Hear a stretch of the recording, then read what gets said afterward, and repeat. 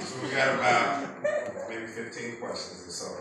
Let me see if I can try to answer these. Let me read my notes first.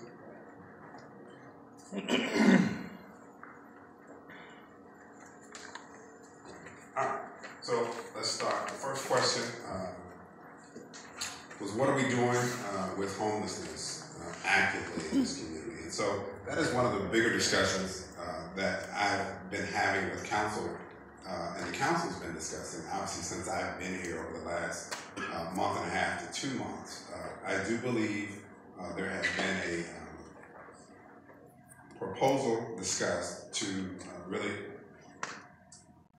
create a regional board as well as a local homeless commission that can be more responsive, that are appointed by our city council. And so council's in the process, and they've got me working on kind of laying out what that looks like, to not just talk regionally, but also to have some local focus, input from citizens on how homelessness is impacting them, and have them work with staff to hold us a little bit more accountable, and us work with them to really tease out appropriate approaches for Dallas that then ultimately can be shared more regionally on homelessness. I do believe council is set beginning on April 12th to have a vote on what that structure and framework looks like. And so that's what we're doing at a governance level. I'd say at an operational level, obviously we're still fighting on a daily basis to keep up with many of the homeless encampments and the other tent cities and the other things that are sprouting up throughout the community, and rightly so. The solution is not just shutting down the tent cities, because obviously people have to have a place to want to be and rest, and so they just move from one place to another. We're actively providing outreach and wraparound service opportunities for people, and we'll continue to do that.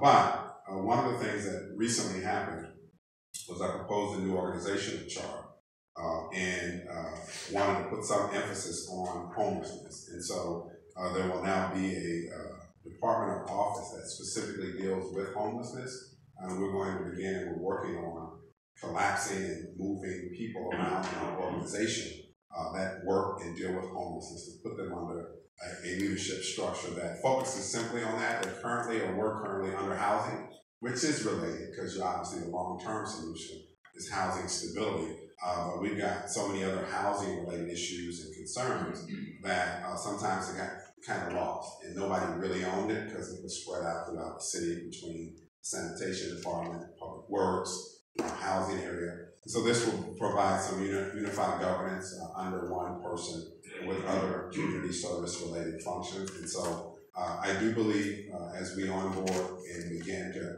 pull that together, there should be some market improvement, at least our responsiveness, our engagement with the community as the commission gets settled.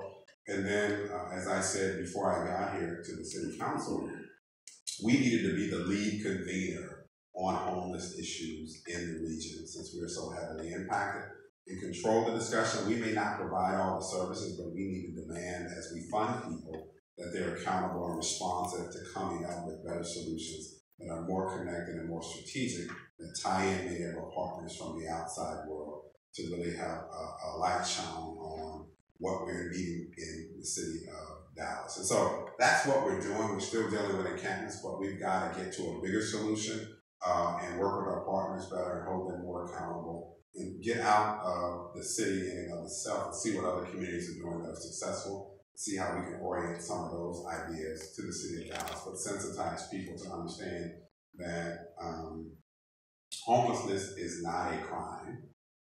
Vagrancy and the types of things that people are doing because they're experiencing homelessness is the issue. And that there's a big mental health piece associated with that. And we've got to have a day of reckoning and have a conversation about what we're doing for mental health services in this community to assist people in that immediate issue around homelessness and understanding the issues that are compounded by that. So that's what we're doing. We can only get better once we own the problem and begin to really lean into finding ways to work with communities and residents to sensitize them a little bit, to get people out of homelessness and encourage unique partnerships to help people do that. So that's what we're doing right now, and it's in its infancy. If we haven't been doing much, but we got to get organized and we're going to get better. And I think it's a focal point of the city council to ensure that that happens, and hopefully that starts on April 12th with some direction. Park board, more preventive services. I think that has been raised several times by not just Mr. Whitaker, but other people. And so that is another unique opportunity as well. I do believe beyond the Parks Department and what they do, I know we've got some community and multi-purpose centers in the city. And so hopefully, as again, I've removed that responsibility for our community centers and engagement from under the housing department and situated it next to some other community services, and I'm hopeful to lean in and work more closely with our parks department to figure out what kind of programming we are doing out of our centers and if it's meeting the needs of our community and if it's equitable. And because of income and other kind of issues in some communities, services may not be as plentiful as they are in other areas. And so we've got a lot of friends groups from libraries to parks, and so we got to make sure that everybody... Your attention, please. The library will be closing in 30 minutes. She's been carried out. I see her out there. Remember, I'm seeing you. Yeah. Don't tell her I'm seeing her. So we need to partner more, and we need to understand. But again, you can talk about the revenue challenges, and those things are important. We got to be able to chew gum and walk at the same time. So we got to be able to do a lot of things, and that is important, particularly around prevention. And I've been encouraging, and I'm sure our police department is already doing it through some of the programs, connecting with youth to find a way to ensure that they understand the role of police officers, as well as just how they are there to support them. And really, in my mind, building a pipeline to connection with kids so that, again, they can be productive citizens as well as respect law enforcement. And maybe one day want to be law enforcement. It's not an easy job, and it's not something that right now is very popular, and it's tough, particularly to govern and do that in your own community if you were born and raised here. So that is a special challenge, but I do believe we need to do more in that regard. ADA, I think people around ADA have been in my ear since I've been here. I did pass that along to my new gentleman who got a good background in working with cities around ADA improvements. He actually was the public works director in San Antonio and revamped our entire ADA program there. I'm looking forward to his efforts in that. Understanding this, though, I think there's often fear, particularly around infrastructure. The building issues are a whole separate matter because we got a lot of pent-up maintenance needs across a lot of things, and I think in some cases an embarrassment as it relates to the conditions we allow our buildings to get in, and so those are conversations I'm currently having. But ADA, I think some communities are afraid to open up that issue when it comes to infrastructure because it is costly, and I think we've been doing things, I'm sure, as funding is available and we do new projects because we're required to do certain things around ramps and other kinds of things. But we do need an active ADA program. The whole enforcement issue is a whole another matter as it relates to disabled stalls and other things because there's quite a bit of abuse. And so luckily we've got an opportunity and we've got fertile ground here if we haven't been doing much that we can find ways to get there. And so I'll be asking that gentleman to develop and work not just on the infrastructure pieces, but to partner with a group that can assist and help us in moving and advancing the ADA plan. But it will be costly, but why don't we just add it to the other $5 or $10 billion worth of infrastructure needs to be done and work a plan. So I agree it's important. As I age, it's equally more important.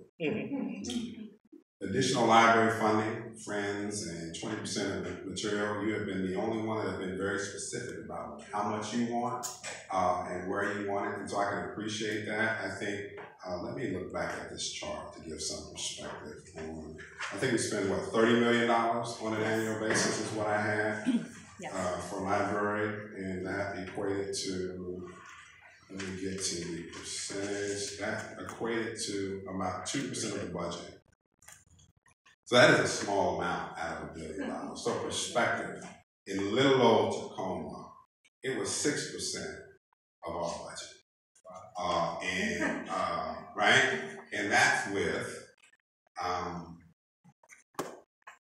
10 unions, and it was unionized, and 31 different bargaining units within that. And so that was in that environment, in a higher cost of living place. And so that should give you some perspective as it relates to kind of where we are when it comes to libraries here. And so the fact that we've got so many friends groups, I'm glad we got friends because we'd probably really be in trouble, right? And be borrowing books from people on the block if that was the case. So we got to figure out again how we do all these things with the dollars we got. But libraries are critical, particularly as someone pointed out, for people who don't have access to broadband, which I believe is a utility, and we should find ways to ensure that people have access to those kind of basic things. I know libraries play a critical role when it comes to economic development and job support as people come to do job research as well as to apply for jobs on our computers or look up books on careers. So I am very committed to library, and so I'm looking forward to having those conversations with the library folk as it relates to their budget and supportive of all the things that make cities great, libraries, parks, and other types of facilities. There was a question about senior affairs and more programming and funding for that. Again, I said we broke that department out and it now will be separate so we can focus on the things that we do as a city for our seniors. And I look forward to working on that in ADA issues. Again, it'll be a conversation, I'm sure. My assistant, Genesis, is over there, that we'll have that conversation about our buildings and what we're doing in those. And so that I appreciate that, particularly about the door that doesn't work the right way as it relates to motorized and the promises we've been making about it getting fixed. What library is that at? It's not the library, it's the rec center. Which rec center? Harry Stone. All right, you got that down? All right, thank you. Down the road. All right. And you tell me how long next time you see it took to get that door fixed, all right? Trust me. All right, next time you tell me. I want to make sure you thank me when it gets fixed. 1 million in senior program, again, very specific. I like your request. In senior programming as well as ADA. Mrs. Wood said that. Mr. White, what plans are there for children in the southern part of Dallas? We've got a lot of big dreams and plans for Grow South and everything going on in the South. And so one of my goals will be, one, to understand that more clearly, make it go beyond a narrative and just a statement that sounds good, and really drill down with council and the communities about, so what does that mean and what are we doing to operationalize that? I'm hopeful to learn more because I don't know what we're doing for our kids. I know there's a need for, when you say infrastructure, I'm sure it's the types of facilities that we have beyond streets and other things, but in our parks and rec centers, that gets into programming. So I am going to ask a lot of questions. I'm going to force us to have the conversations about what does it really mean. And I think as council's asked me to do, to orient our funding and our incentives to entice development and redevelopment in areas, align those things with where we really want that to happen, and have tougher conversations with areas and people who want to invest that may not need our dollars as much as the areas that have not received them. So those will be conversations as my new person comes on that is going to coordinate all of our economic development and redevelopment and housing activities. We'll begin to have to really better orient us for success, so that at one point in my life I'll be able to share with you what exactly we are doing in certain areas consistent with what we said we want to do. And so I think kids are top of mind in everything we do, because everything comes back to providing better resources and better assistance and better programming and just a better life for our kids, because that's the only thing adults have is their kids as it relates to carry on their legacy, and they want to be better. So I appreciate that question, and we need to do better, and we'll come up and hopefully have plans that actually can demonstrate people can help us in partnership to do that. There was a question about Neighborhood Plus and any impacts based on that dreaded slide that talks about our deficits. I do believe council has committed to Neighborhood Plus and the principles within it, bringing people together, coordinating our services to improve in a revitalization role. So I do not believe that's going to stop and be impacted by funding. I think that program is one that's stable. I think we can only hope to better align it and make it work effectively. And in my opinion, at some point, find a way to elevate it from the areas that it's in, the limited number of areas and spaces that we're working in, to be able to replicate those things and make that available. It should be in every community, and that should be our approach to doing it throughout the city. And how does the city look at the changing demographic and those shifts as it relates to, I'm assuming, the way we plan and what we plan to build? I say this, I think the things we're doing now, and I think I got to learn a little bit more about kind of what our land uses are and what our zoning principles are as it relates to what we expect and how we're working with the community to define what they want their areas to look like as it relates to growth and development. I know we're doing work in that regard, and it has shifted and is shifting to a more transit-oriented layout and approach to really address the change in how people live as it relates to bike and walking trails and the density around allowing people to get out of their cars and not be so dependent on traversing in vehicles. And so if you ask me what we're doing with the changing demographics, I think the planning principles and the things that we're doing are really geared now for millennial type lifestyles and what is going on, which in my mind is the future as it relates to the change and how people approach their lives. And so I think that's what we're doing from a cultural perspective as far as the changing demographic as it relates to race and other kinds of things.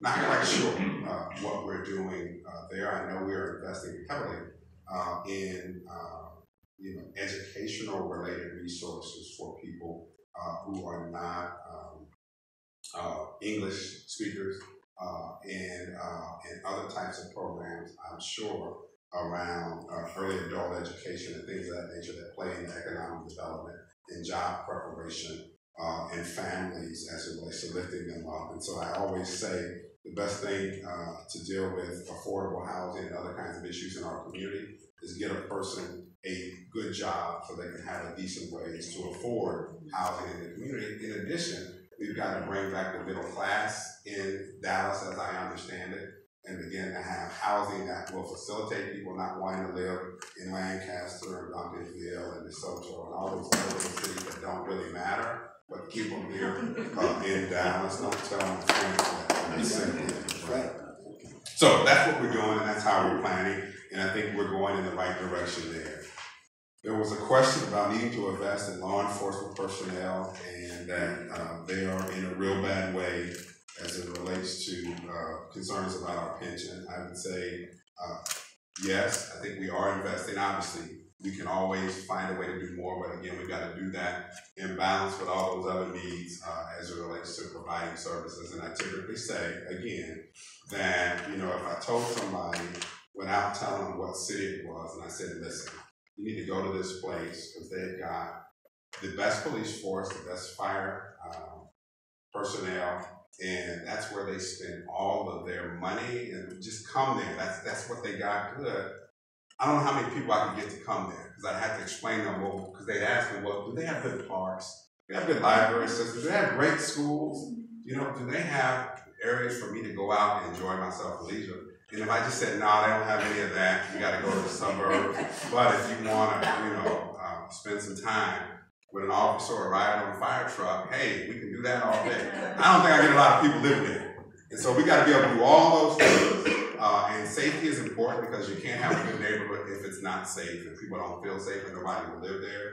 And so that's the challenge, as I described the budget, is we got to make all those things happen and work, and there's give and takes, and that's the tricky part and the fun part about being a city manager, is because I get the distinction and the responsibility for getting it wrong no matter what I do. It's never going to be enough. And so if you don't like to be liked and enjoyed, be a city manager. So, but it's a challenge. It's important. The pension issue has dogged this city as other lawsuit issues over many years, and I've said there are a lot of dark clouds, but we're going to keep doing what we've done and push through it. And this city is remarkable, even in of itself, with all those challenges. It's a great place. It hadn't stopped anybody from wanting to come here. It hadn't stopped the cranes from going up in downtown.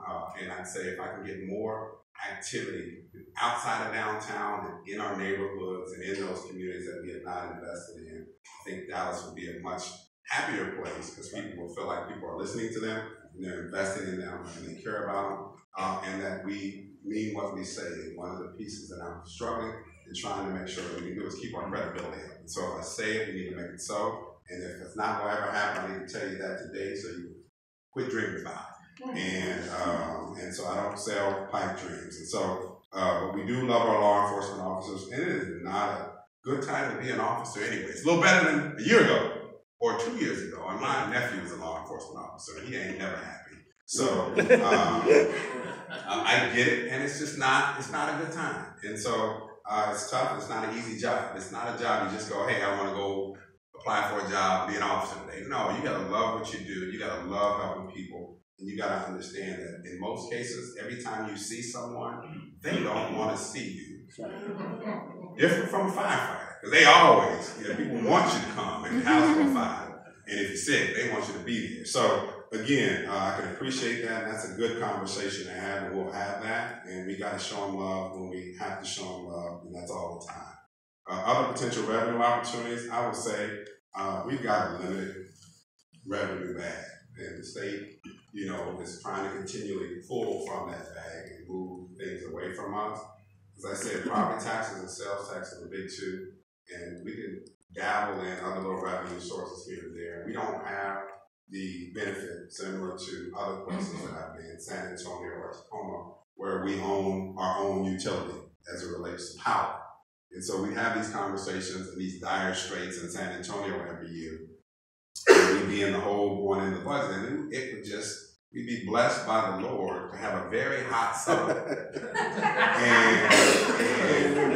and then all of a sudden, the $260 million would just flow into the general fund. And we'd be $60 million in the deficit in May and be $100 million ahead in August. And because they paid 14% of every gross earning of one of the largest utilities in the country. And it is hot in San Antonio. So we don't have the graces of that. And so, our revenue sources there were plentiful because of that. And in Tacoma, we had a reverse. We had about 24% of revenue with business and occupational taxes, sales tax, property tax, as well as utility taxes, similar to Tacoma. And so we had a very diverse mix. And so it was a little easier to manage our budget. So those are the big two. And, short of raising taxes, we gotta be more efficient, more effective to really make people appreciate the dollars that we're spending. And we're gonna get there. We're a big, big organization. And I won't say we got a lot of fat because my department directors will tell me, no, we don't, because we've been fattening. But we're gonna have to figure that out and tighten our belts, as well as be more creative. But economic development, put things in the ground, back to the DCAT issue, ensuring that things are on the tax roll are things that we've got to do, and maybe get some of our non-paid things that people owe us, really have some focus on trying to find and get all the dollars that people should pay us, and we've got to find a better way to do that to generate revenue. So there are 3 questions by one gentleman. How can we audit the cash transactions at the mom and pop auto services and other kinds of things? We need to have auditors out looking at, from a city perspective as it relates to our own taxation. If we have it, it may not be a service we provide here. I got to learn more about that. That's an interesting question. I will ask that question. But if in fact we're responsible for our own city revenue around whether it's business licensing and other kinds of things, we need to be out doing that. And those are things that we used to do in Tacoma. And those people paid for themselves. They were out there every day looking for people who were not registered businesses in our system. We can work with the state, obviously, to get that, because you got to be licensed with the state. That's something I'll stick a pin in. But I got information on, I think the state does, and they're the lead agency on sales tax and audits and fraud. And so I don't want to double dip. So we'll touch base to see how active they are, what kind of results they've been having. And the DCAT issue, they're required, as I understand it, to do reviews every 3 years, but they seem to do them more often.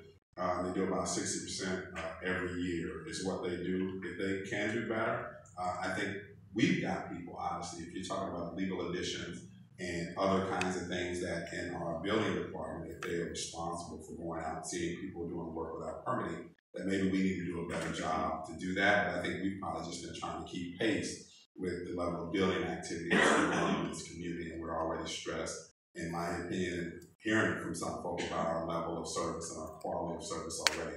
But it is something that we should be addressing as it relates to doing that. And I'll ask again those questions as I start to make my rounds with my department directors. The abandoned alley idea, I've definitely heard that. I've heard we've got some issues with traversing our alleys and the maintenance. The fact that you tell me that the property owners aren't maintaining one because they shouldn't have to, if in fact they're city property.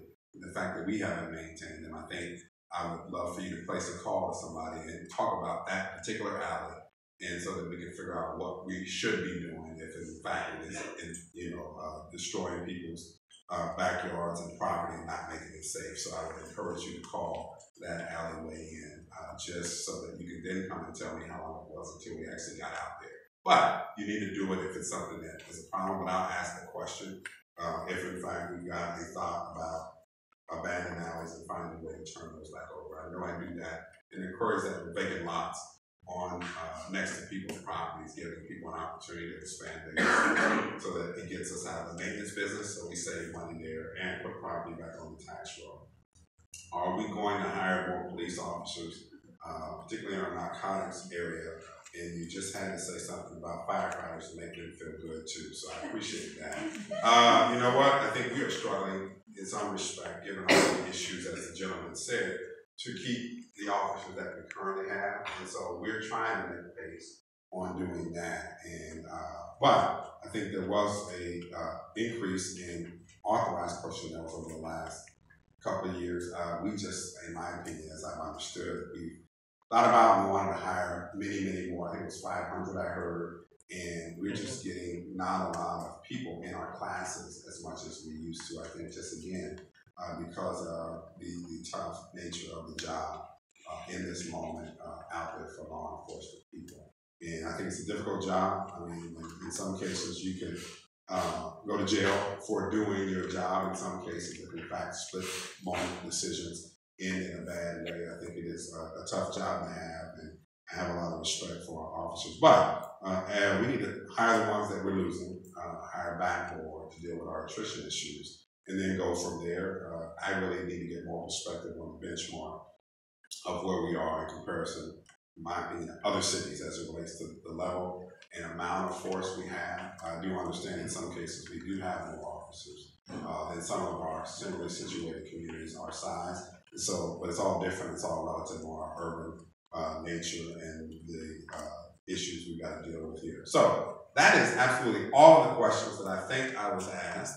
And so my team is telling me yes. And so it is warm in here and it is still light outside. And so I want to thank everybody for coming out and indulging me. And if I offended anyone, I apologize. And I appreciate you coming out. We got to work on air conditioning. Thank you.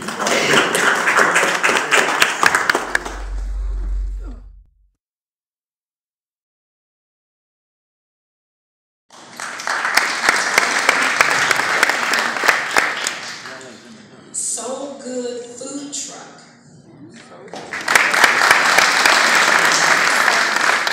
And Williams Chicken, would you please stand? Congratulations to our finalists. And the winner is Williams Chicken.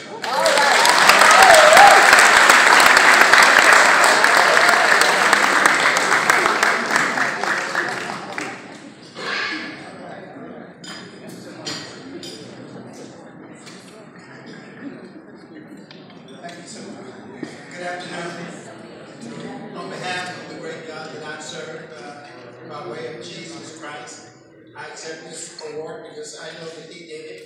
And He could be here if it had not been for Him. And my wife, who could not be here, and all those who work with us. We thank you.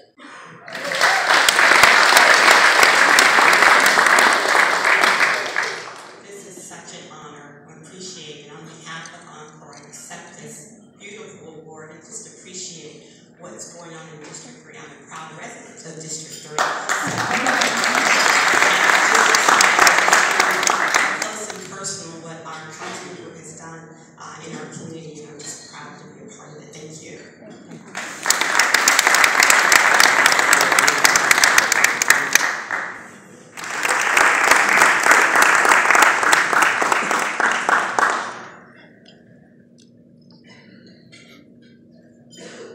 I would have accepted this award, but it seemed like it'd be obscene at the end of the AT&T award. I would accept it. That's how rumors get started. AT&T, we truly appreciate sponsoring the 2017 Broadnax Award. It's a pleasure for us to sponsor you guys. Thank you.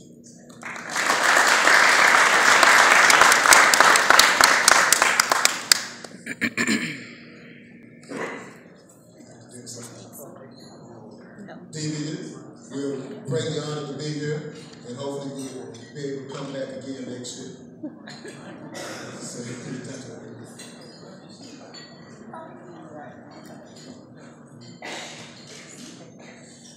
Plaque said, it says, on behalf of myself, Council Member Casey Thomas II, I want to extend a heartfelt thank you to President Dr. Adam C. Wright and Vice President Dr. Matt Laura for their generosity in allowing District 3 to utilize the beautiful campus of Dallas Baptist University for our event.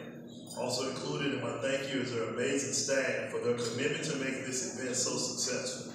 With the use of Dallas Baptist University, our event was able to be taken to an even higher level. I truly appreciate your continued support for District 3. Sincerely, Casey Thomas II, Dallas City Council Member, District 3, that has the City of Dallas seal.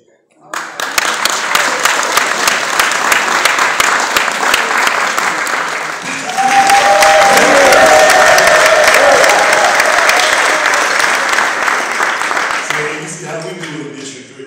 So I'm going to step aside and allow him to come, and without a benediction, then we're going to have our band to play us out. So thank you.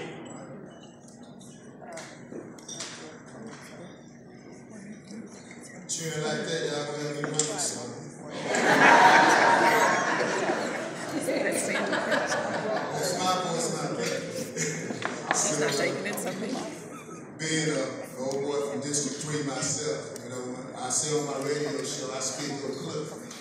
That's a language, you know, that's a language that comes from the heart. That's the same language that means that when you step out, you not only step out with faith, but you also step out with your community behind you. So that's the reason why I'm happy that you invited me to be here to speak tonight and also be in the season tonight. I'm also happy to meet each and every one of you. As we go to our homes and our destinations, we'd like to go ahead and make sure that we turn to each other, turn to God. These are some troublesome times indeed, but nevertheless, we all have a man above that gets through tonight. So with that being said, I'd like to go ahead and present Pastor Greg Kelly from Lighthouse Church.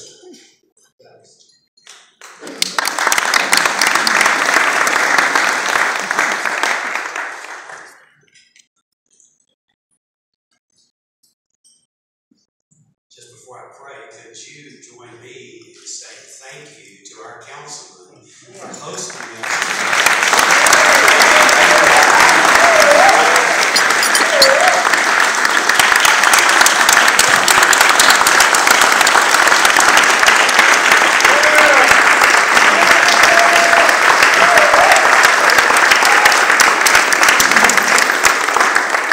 Councilman, we thank you for your service to our city, and especially to District 3. And thank you for bringing all of these great people here together tonight. I am honored to be in a room with so many people that are making an investment in our community. I've been privileged to pastor in Gospel Lighthouse for 30 years now, and I love Oak Cliff. And this is where our folks are from, and thank you for serving in our church family. And just before I pray, one more thing, to bless all of the churches and all of your pastors. Let me remind you, set your clocks ahead. And be on time for church in the morning. Yeah, he reminded me.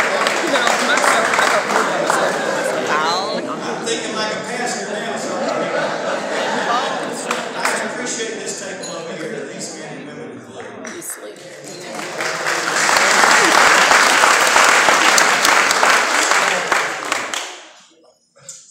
And just in case you don't know it, it was Southwest that took the hardest hit back in July. We lost 3 of our officers, 3 more were wounded. But out of tragedy, sometimes comes some bonding and some deeper relationships. And I've grown to respect the men and women of that vision of our police department even more since that point. So thank you so very much.